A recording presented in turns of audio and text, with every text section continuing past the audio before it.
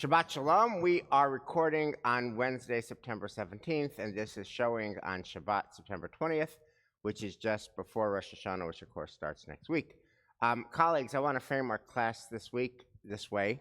We're going to be talking about Teshuvah, repentance, which is the main theme of the Jewish holidays. It's the main theme of Elul and Tishrei for 2 months a year. It's our main theme. And we're going to do a series of classes about Teshuvah, and it's going to be oriented around the following question. And I think our tradition, both the Torah and the rabbis, tee this up for us, which is as follows. What is at a higher level? Is it a higher level, the value of transformation? That is, I was lost, I screwed up, I made a mistake, I hurt people, I let people down, I was far from my best self, and then through Teshuvah, I made repair, and I made amends, and I became a better human being. Is Teshuvah about transformation, the arc, the trajectory, the distance traveled? Or is it a higher level to just kind of be a consistent, low-key, boring mensch the whole time? In other words, it's about, think about the Sunday psalm, psalm for the day. Who ascends to the top of the mountain? Neki chapayim uvar levav. Clean hands, clean heart. And I've had a clean heart, clean hands, no drama. I'm a no drama person, just consistent person. And so Teshuvah is about little tweaks here and there, but I don't want any energy. I don't want any drama. So the question is, what is at a higher level? Transformation? I was lost and now I'm found, or boring? I've always been kind of consistently ethical. I've had better days and worse days, but no big drama. Neki chapayim uvar levav. Clear hands, clear heart. Pure hands, pure heart. Purity or transformation. Now, let me just say one last thing, and then we'll say our blessing and get into it. You would think, most people I would think, would pick the second answer. I want to be boring. I don't want to wound people. I don't want to hurt people. I don't want to let people down. I don't want to have to make amends. Who needs that kind of energy? I want to be drama-free. Most people, who wouldn't pick that? Who wouldn't pick drama-free and boring over, oh my God, I did horrible things and I've come back from it? But we're going to see that the tradition itself seems to tee up Teshuvah as a gift for the fallen. Teshuvah is a gift for the fallen. Both the Torah and one of the Talmud's main teachings about Teshuvah is that if you screw up and you repair, if you fail rather miserably and repair, you're at a higher level than the person who is a tzaddik gamor, the person who didn't fail at all. And so we have to see what the Torah is about, what the Talmud is about, and what that means to us. So, friends, that's the question. Who do you want to be? Do you want to be a person of transformation, of arc, of distance traveled?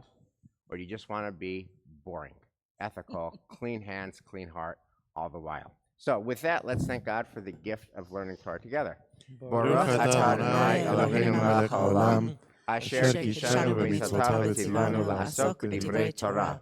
V'ha'arevna Adonai Eloheinu et divrei Toratcha b'finu u'b'fi amcha beit Yisrael, v'nihye anachnu v'tzatza'enu v'tzatza'ei amcha beit Yisrael, kulanu yodei shemecha v'lomdei Toratecha lishma, Baruch atah Adonai hamelamed Torah la'amo Yisrael, Baruch atah Adonai Eloheinu melech haolam, asher bachar banu mikol ha'amim v'natan lanu et Torato, Baruch atah Adonai noten ha'Torah. So the reason I phrase the question this way is Teshuvah a gift for the fallen, the people who've really screwed up their lives, and then it helps them come back, is because that is actually the pshat of Teshuvah in the Torah. We're going to take a look at it, but there are, as you all know, there's 5 books in the Torah, and Teshuvah makes no appearance in Genesis, Exodus, Leviticus, or Numbers.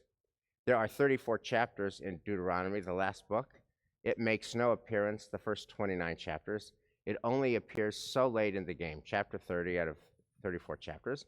And then it appears in a very specific context, which is that God has thrown out the people of Israel, destroyed the land of Israel, thrown the people out of Israel, kind of an apocalyptic failure because the people failed to heed God's Torah and mitzvot, and therefore God exiled them.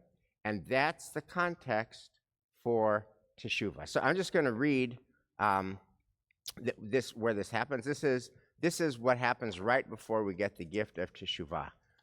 Okay, and I'm going to read this, and it will as follows. This is Deuteronomy chapter 29, verse 21. Later generations will ask, the children who succeed you, and foreigners who come from distant lands and see the plagues and diseases that the Lord has inflicted upon that land, all its soil devastated by sulfur and salt, beyond sowing and producing, no grass growing in it, just like the upheaval of Sodom and Gomorrah, Admah and Zeboim, which the Lord overthrew in his fierce anger. And all nations will ask, why did the Lord do thus to this land? Wherefore that awful wrath? And they will be told, because they forsook the covenant that the Lord God of their fathers made with them. When he freed them from the land of Egypt, they turned to the service of other gods and worshiped them, gods whom they had not experienced and whom he had not allotted to them. So the Lord was incensed at that land and brought upon it all the curses recorded in this book. The Lord uprooted them from their soil in anger, fury, and great wrath, and cast them into another land, as is still the case, Kayom Hazeh. And then, so that's the framing for the introduction of the concept of Teshuvah, that the land is destroyed, that the people are exiled, that it's apocalyptic. And then, I'm just going to read a little bit of chapter 30, which is the chapter that introduces Teshuvah. When all these things befall you, the blessing and the curse that I have set before you, and you take them to heart amidst the various nations to which the Lord your God has banished you, and you return to the Lord your God, and you and your children heed his command with all your heart and soul, just as I enjoin upon you this day, then the Lord your God will restore your fortunes and take you back in love. He will bring you together again from all the peoples where the Lord your God has scattered you. And if you look at the Hebrew in the handout that was in the email, you see that the root lashuv, shin vet, vav vet, recurs many, many times. I think it says here it recurs 7 times. I think I actually counted more than 7. And you'll look at it and you'll see that it's very much reciprocal. You lose this in the English translation, but in the Hebrew, it's very clear that it's a reciprocal thing. V'hashevata elavavecha, if you turn your heart, and then v'shavta Adonai, and then you return to God. So, and then v'shav Adonai Elohecha et shavutcha, then the Lord is going to return you. In other words, it's kind of a reciprocal love story. If you lashuv to God, God will lashuv to you. If you return to God, God will return to you. So so it goes, and there's a number of you can check this out for extra credit on your own. It continues with this same pattern that you have to return to God, lashuv, and once you do, God will return to you, lashuv, kind of a reciprocal healing, and that is Teshuvah in the Torah. It's after disaster has struck. It helps the fallen people get restored. So, colleagues, let me just pause. Why so late, and why such a really sad, broken context? I don't think that we have a choice. He gave us 2 choices. The first choice is, do we want to be plain and boring and be perfect? We can't, because we're human. And because we are human, no matter how perfect we try to be, that'll never happen. So therefore, we always have to strive, for that. But all of us are going to sin. We may have be perfectly well behaved and follow all the mitzvot, but at some point we will inadvertently, as you say, anger somebody, disappoint somebody. It may not be as dramatic that doesn't have to be a huge drama, but it could be just enough to cause someone to reciprocate their dislike for us. And so therefore, Teshuvah is going to be something we all are going to always need to do. So I don't think we really have a choice, because we are human. And Dan, just on that, in your interpretation, what's the meaning you make of the fact that the Torah first introduces Teshuvah in this very dire context that the Israelites have been, after all, we were slaves for a long time, and then we wandered the wilderness for a long time, and we finally get into the land, and then instead of living happily ever after, we screw that up too, and then we're exiled yet again, and then we get Teshuvah. What's the resonance of that posturing of Teshuvah for us? That's a really hard question to answer. I mean, I think the concept is actually so late in the Torah, and you know that a lot of people have theorized that the book of Devarim is actually more aligned with the prophets than it is with the first in the first 5 books, the first 4 books, so that it introduces a later concept, because I think that one of the theories is that the book of Devarim was written after we are already in the land, and so therefore, if we kind of think about that, then the idea that we are already failing within the land is probably something that probably already happened, and it's written as a post note. So sorry. Go ahead. Okay, I have different takes on this. Thank you for bringing this. I happen to disagree a little bit with this, because if we are really picky, the word teshuvah doesn't exist in the Torah. It's all these different versions of the verb, Lashuv, teshev, tashub, yashub, but the word teshuvah itself, it's never there. In the Maxor, we constantly have it, teshuvah, tefillah, tzedakah. Yeah. Or many other parts, more in the prophets, more in the Talmudic, okay? But this is talking mostly about if, all right? If you do this and this and that, you will be granted, bracha beklala, the whole thing. It's not, I don't see any parts here where we as people say we've seen, we want to do teshuvah. And if you go back to early parts of the things, there are many occasions with not the official teshuvah word, but many great characters in the Torah, they ask for forgiveness. Right. All right, and that's one of the highest levels of teshuvah, right? So It's not only to say I'm sorry, but to go to the person and to say I'm sorry for what I've done to you. So there are many cases, with Jacob and with Abraham and with all these, or Joseph, and it's a little different. And then going back to your original question, the main question of the class, I honestly don't think that anybody chooses to do bad in the world, at least who is a member here. It's like, no, I'm going to do bad because then I can ask for forgiveness. I mean, it happens that you end up in a bad place and you make the bad decisions, but nobody consciously says, what do I choose? Do I choose to be a saint my whole life, or I'm going to sin and do bad things so then I can? So I don't think it's a choice. I don't think that we want that. It's what happens with us during life. So I'm going to both disagree and agree with you. So first, on the disagreement, I think that the idea that when we return, right, lashuv, is what ultimately comes out to be teshuvah in the concept. I very much see it here as the precursor to that moment, the idea that it's not about a deed, it's about changing your heart. It's about returning again to God. And I think that very much is, if not the pshat, at least the drash of teshuvah. But I agree wholeheartedly with you that just because the concept is only developed here does not mean that it hasn't been flowing through our text. When you think about the story of Judah, right, and his coming forward, that is 100% a story of teshuvah. It's about growth. It's about figuring out, I didn't do the upright thing when I was younger, and here I am stepping forward to take responsibility and to seek that return. So we have a lot of stories and a lot of biblical heroes who teach us how to do teshuvah, even if we only later get that concept in the black and white. Yeah.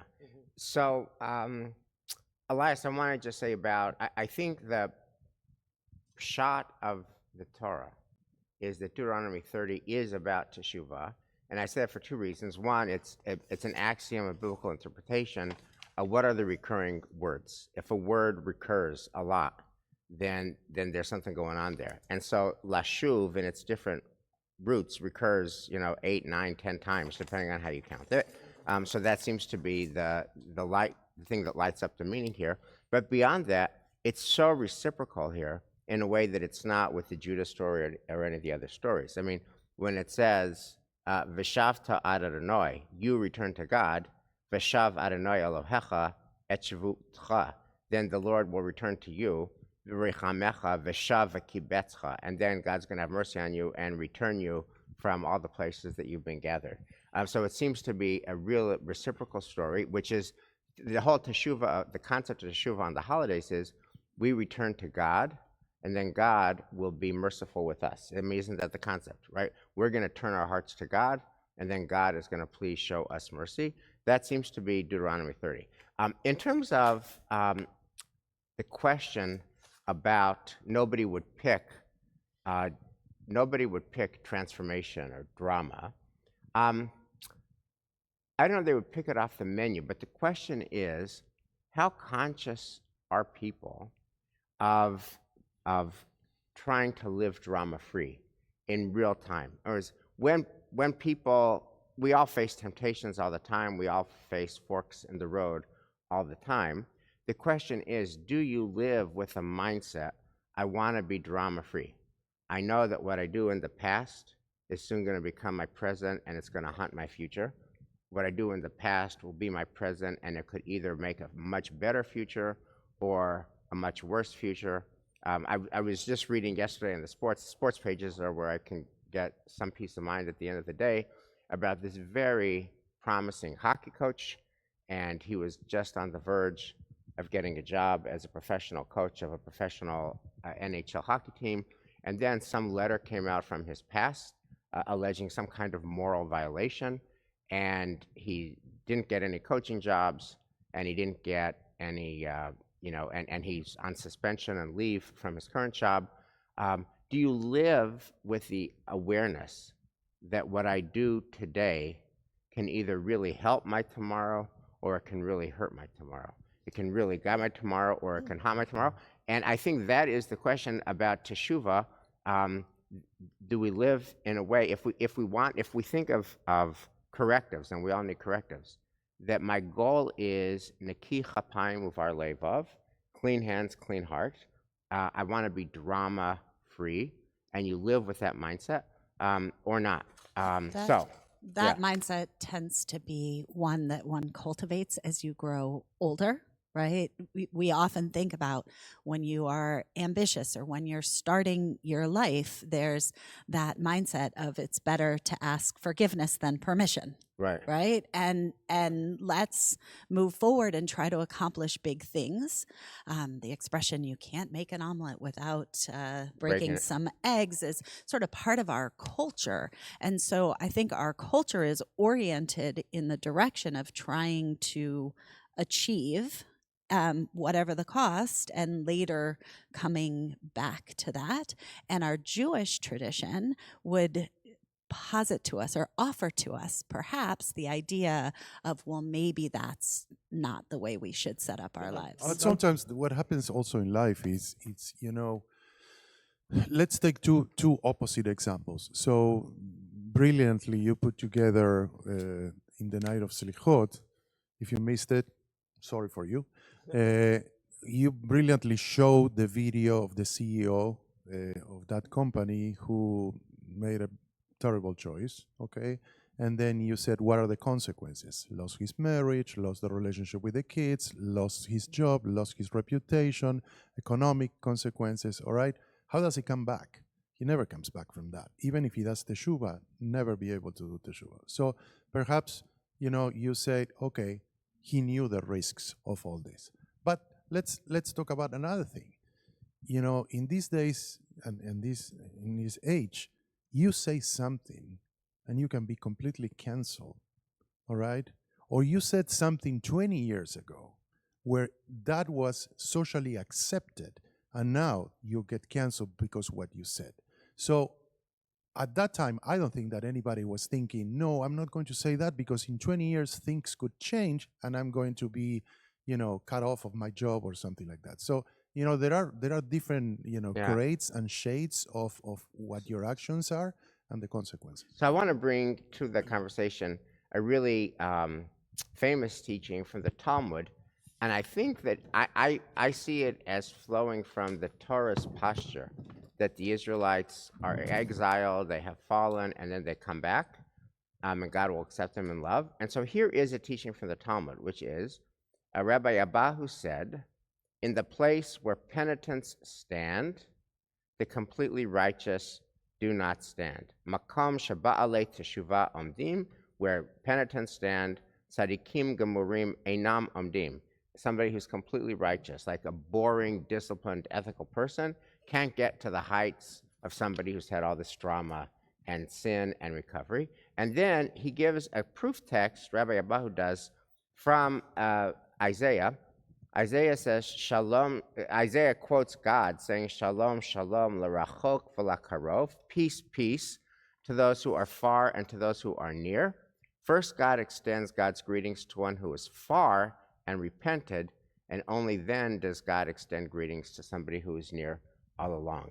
That is the proof text for saying that God prioritizes, according to this teaching in Brachot, the person who was far, sinned, strayed, came back. The person who's just always there, lesser case. So I wanted to, what do you think of that teaching on its own? And again, I wanted to connect it to the Torah's posture, which is Teshuvah is first mentioned for an exiled people so they can come back. So Dan. This is why Kohelet is canonized. I mean, the story of Kohelet is someone who knows what's right and purposely seeks seeks other avenues of life, and then at the end returns. So I think that's part of why Kohelet is part of our tradition. The idea that yes, people will stray. Sometimes people will stray on purpose, as you said. Will people want to do that? I think there are people that will want to do that. As Michelle said, we want to sow our well also when we're younger. And it doesn't necessarily mean in the end that we are bad people. It just means that as our lives grow, we become different people, and I think that's part of the process of Teshuvah as well. Mm. I mean, to me, I don't like this. You don't like the teaching? No, Why I do you don't not like it at all. First of all, I don't like Talmud. That's the reason I'm a cantor. No, just kidding. No, I mean, it's so far from reality, all right? How many times have you seen people who really make huge mistakes in life and they were able to restore through Teshuvah? In this day and age, it's almost impossible. And second, can you imagine? Before you get there, I want to take this seriously. Just double click on this teaching, Elias, because I mean, it's obviously true that when you screw up the way those two executives at that company did, you can't come back from that. And yet, the Talmud brings this, and it's not a rare, opaque teaching. It's like if you were to ask what are the 5 or 10 most commonly commented on and taught teachings on Teshuvah, this is on the list. This is on the list, right? This is on the list. And so, what can you find? Let me ask you to put your lawyer's hat on. Can you make the case that there's any wisdom to what he's saying? What's the way in which I understand your skepticism and hear your skepticism, but it is the Talmud, it is well-known teaching, a highly regarded teaching.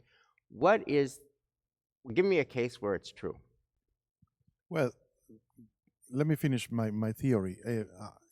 Imagine the world when people are religious and they say, I have green light, because this to me is green light to do bad things in life, because at the end you can ultimately repent and ask for Teshuvah. Okay?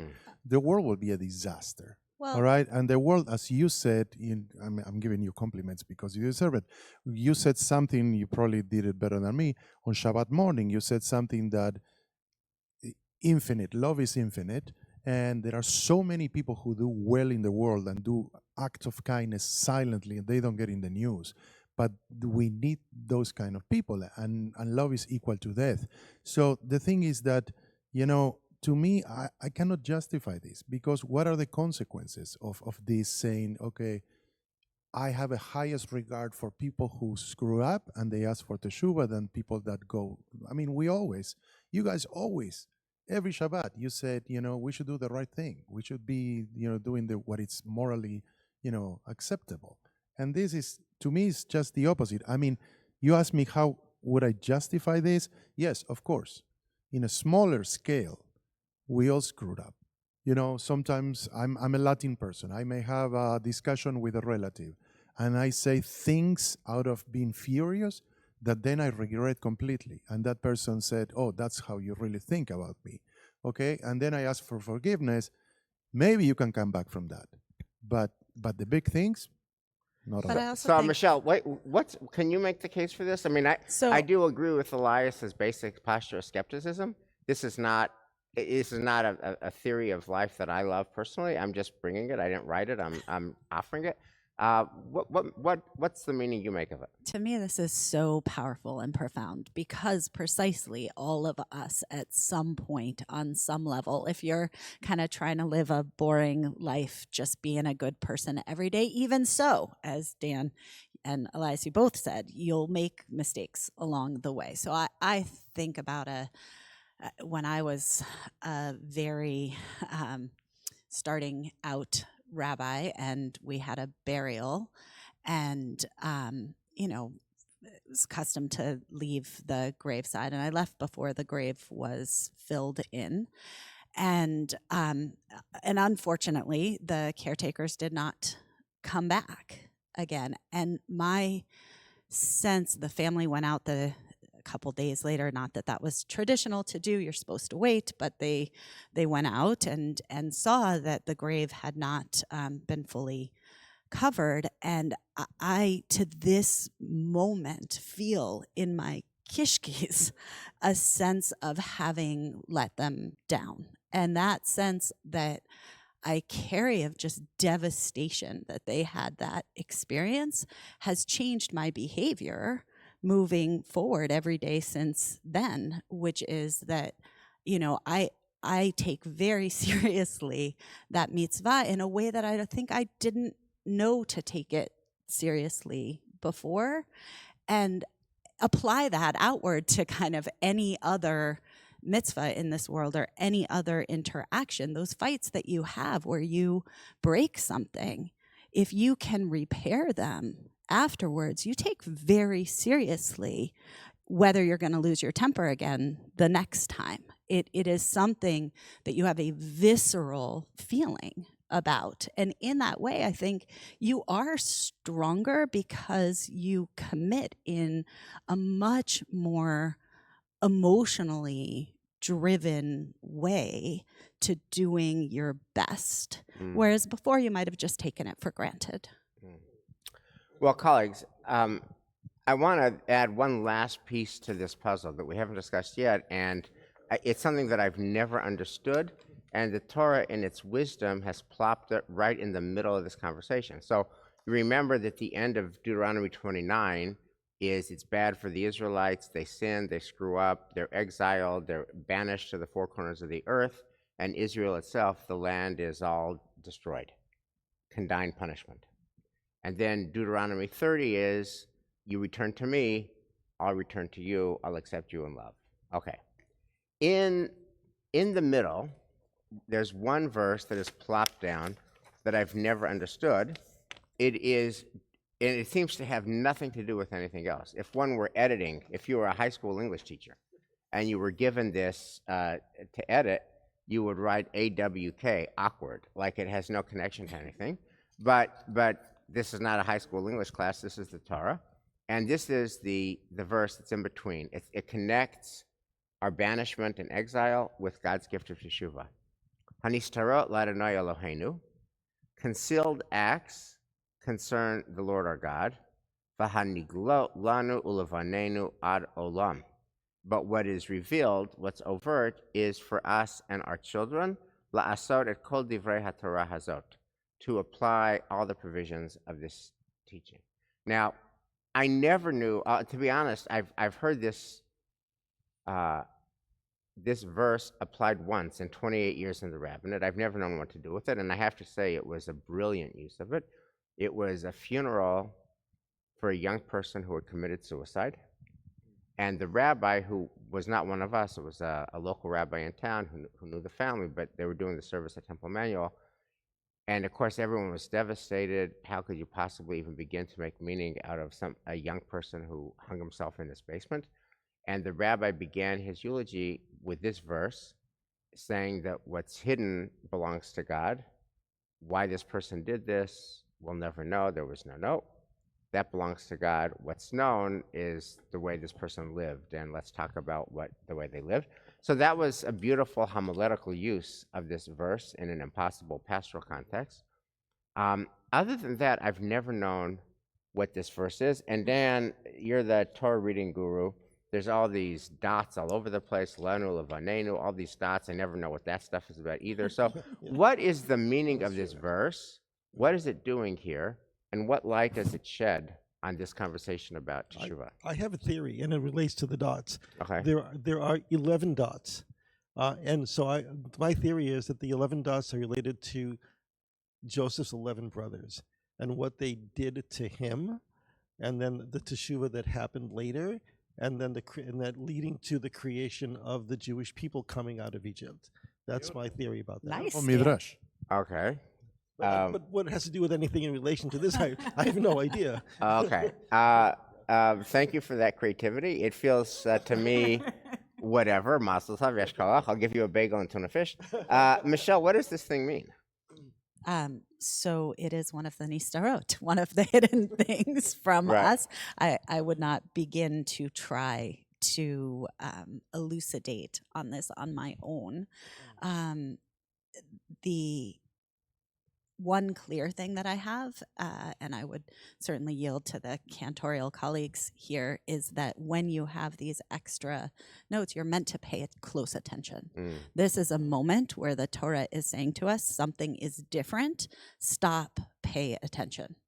Yeah, nobody knows why it's different, but it's different. So, okay, then if Dan gave you your creative option, I'll wrap up with my creative interpretation on it and what it has to do with Teshuvah. It ends with Haniglo lanu levanenu ad olam, that what's revealed is known to us and to our children forever, with the reason why la'asot kol divrei haTorah hazot, to do the deeds, to do the words, to fulfill the mandates of the Torah. Here's what I think this is saying, and it has to do with Teshuvah that's coming up, which is, I think this is saying to us, don't misconstrue Teshuvah. This is my read. That what you want to do is live drama-free. You actually want to live drama-free. You want to be boring. You don't want trajectory. You don't want arc. You don't want distance traveled. You don't want transformation. You want to be Psalm for Sunday. Neki chapayim uvar levav. Of course, we're human. We're flawed. We're finite. We're going to screw up. That's who we are. But here's the thing, and Andy Stanley puts this so well. Nobody's ever known for their finest hour. Everybody is known for their final hour. So nobody talks about this chief people officer or the CEO, what they used to do. You're only known for your final hour. So I think what this is telling us to do is to live drama-free. Because if you live with an awareness that what you do today is going to shape, or what you do yesterday is going to shape today, and it's either going to help or haunt tomorrow, then you live drama-free, and when you're about to become a hockey coach, some letter from your past about some sordid incident that happened when you were sowing your wild oats doesn't happen.